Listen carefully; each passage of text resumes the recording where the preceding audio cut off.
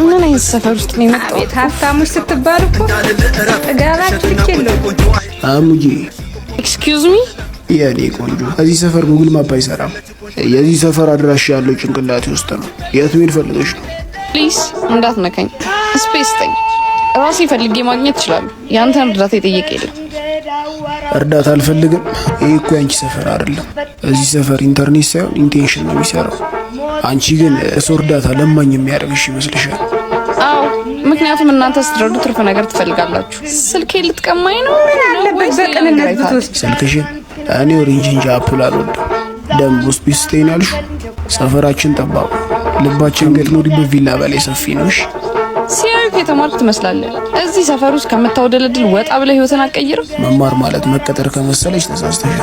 እኔ እዚህ ሰፈር ሙሉ ህይወትን እያጠናሁ፣ አንቺ ግን ትንሽ ስላለሽ ከሰው በላይ ሆንሽ ይመስልሻል። ያለ ቦታሽ የተገኘሽ ቀን ግን ማጣፊያው ነው የሚያጠርሽሽ። እሺ ፈላስፋው ብሎ ከአራት ወዴት እንደሆነ ንገረኝና ሂሳብ ሁሉን ነገር በሂሳብ አትሰዱት። እንደዚህ ወረድ እስቲ የታደሰ ቤት የሚለው ውስጥ አልፎ ያደራሽው እዛ ነው። እንግዲህ መልካም ጉዞ ፕሪንሰስ። ምን እንዳለው ያንጠባራል። ይኸውልህ ያገኘውን እድል መጠቀም ልመድሽ። እንዴ አባሽ ይሄን እንሻል። በእናት ስልኬን ፋይል አለው። በእናት ስልኬን አስመልስልኝ። እሺ ያቢውሲ ዘንተ ከፍያለሽ። ድንጋይሽ አፈር ስትበጠራረቅ ያርቆየሽ ምን የታባሽ